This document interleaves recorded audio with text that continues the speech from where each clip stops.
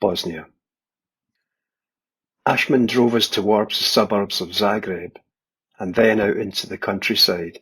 On one side of the road we came across hundreds of white tents marked UN and UNICEF in large black letters, and also what appeared to be a city of hurriedly assembled corrugated iron huts surrounded by barbed wire containing thousands of people. Ashman slowed as we passed by, his smile now gone. The largest refugee camp in Europe, mostly Bosnian Muslims. Bosniaks, he said. As we drove into southern Croatia, I began to notice the first real signs of the fighting. Burned out cars, buildings and houses with shell holes and pockmarked with hundreds of bullet holes, smoke-blackened window frames indicating explosions and subsequent fires. 2 hours later we came upon at first just a few, then hundreds of refugees silently walking in single file along the roadside with tired, gaunt, expressionless faces, pushing barrows full of belongings and in mini-tractors pulling trailers packed with small children and the elderly. I felt as if I were back in time watching the black and white footage of the Jews and other persecuted people tramping through Europe after the Second World War, trying to go home or to find a place of safety. A few expressionless people looked out at our white vehicle as it cruised past them. We slowed down again. I made eye contact with a gaunt, shabbily dressed man carrying a small child in his arms, who was looking at me directly. I nodded respectfully, but I could see nothing but contempt on his face. I wondered what horrors he and his family had witnessed. I noticed that Bruce had slipped off his UN hat and wondered if he felt conscious that by wearing it we might cause offence. We stopped at a petrol station, badly pockmarked by mortar shells and bullets, where other UN vehicles and drivers had gathered to refuel.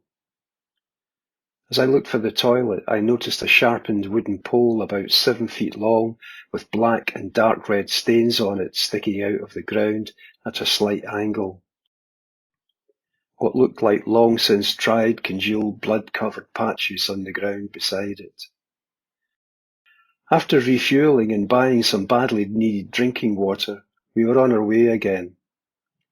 I casually asked Ashman if he knew what the pole was for.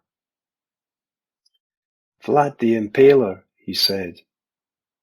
When villages were ethnically cleansed of Muslims, the Serbs or the Croats made sure that if any of them wanted to stay, they might think again if they saw one of their neighbours impaled in the pole. They were impaled in a clever way, you know, dating back centuries, bypassing major organs. This meant it could take days for them to die, he explained. Jesus Christ, I exclaimed. No, he was crucified, not impaled, Bruce said, between humming quite loud an indeterminate classical tune. We passed more and more refugees, and then dozens of cars, buses queuing nose to tail, full of mostly sleeping female passengers wearing headscarves. Eventually, we approached the wide and wild river Sava via newly established dirt road off the main road, leading to the edge of the river border between Croatia and Bosnia. Ashman told us to put on our blue hats. I heard the clicks of the door's automatic locks being switched on as we drove past the waiting coaches and approached what appeared to be the deck of a very basic ferry. The hull was strapped together with huge logs on either side. We were guided into one of the last vehicle spaces by the ferryman, although it meant nudging some very disgruntled foot passengers who, if looks could kill, I thought. How come we didn't wait our turn behind the coaches? I asked Ashman. 3-day wait, he said dryly, shrugging his shoulders as if he had no alternative. I felt quite guilty about our queue jumping. The angry looks from the other travellers, who'd probably been waiting for days, seemed justified to me, coming from a culture in my own country of standing in line and taking my turn. As the ferry began its short journey across the river by way of pulleys from the other side, I realised why we had left the main road.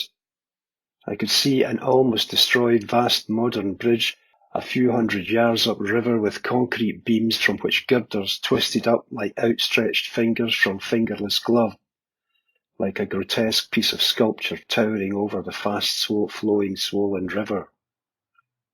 Bruce, against Ashman's advice, announced he wanted to get out of our vehicle. "The ferry seems a tad fragile to me," he said as it swayed in and out of the slight swell. I took his point, and I too climbed out. I didn't fancy being trapped in a locked car if the overloaded ferry were to take on water. When at last we had crossed the river, we climbed back into the vehicle as Ashman said, "We are now in Republika Srpska, Serb territory. Please don't leave the vehicle again until we arrive in Tuzla." The road on the other side was jammed with waiting traffic and many more refugees making their way into Croatia. Ashman suddenly veered off-road and sped through a field, then slipped back onto the main road ahead of the queues of refugees. "Maybe 2-3 hours to Tuzla, depending on roadblocks," he announced with a smile.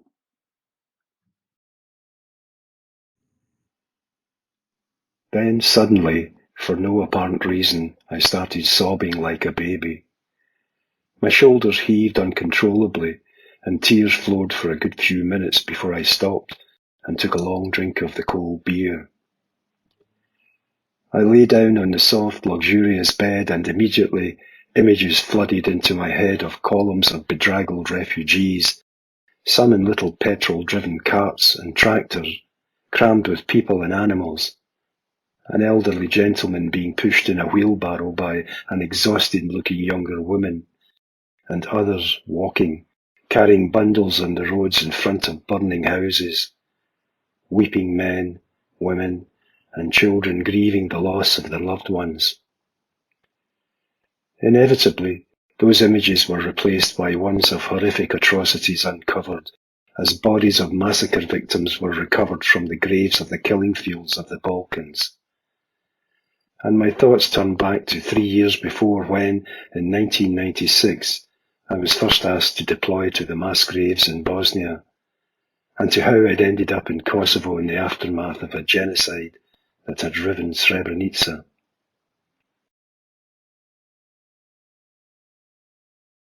In 1999, when I was first deployed to Kosovo, I was alarmed when I noticed packs of half-starved dogs roaming the streets looking for food, and my thoughts turned to the once owners of these dogs. Some of the dogs were pedigree dogs, beautiful Afghan hounds or Labradors, now with their ribs sticking out and their coats bedraggled. My thoughts turned to the people who had to abandon those animals, who became refugees, people forced from their homes, sometimes in the middle of the night. And my heart went out in particular to the children who, whether it be a dog, a cat, a mouse, a hamster, or whatever, must have been devastated to have to leave them behind. And I wonder too about the parents of those children who were leaving happy memories, inspirations, their aspirations and dreams, their friends, their families, their education, and of course their homes and loved possessions, as well as their loved pets, and what they were facing too disturbed me. The fear, uncertainty, and hopelessness. Would they be made welcome in another place, or would they face prejudice and racism, and perhaps even more violence? My heart goes out to every refugee who escapes conflict and persecution, and my wish is that they would be made welcome wherever they end up.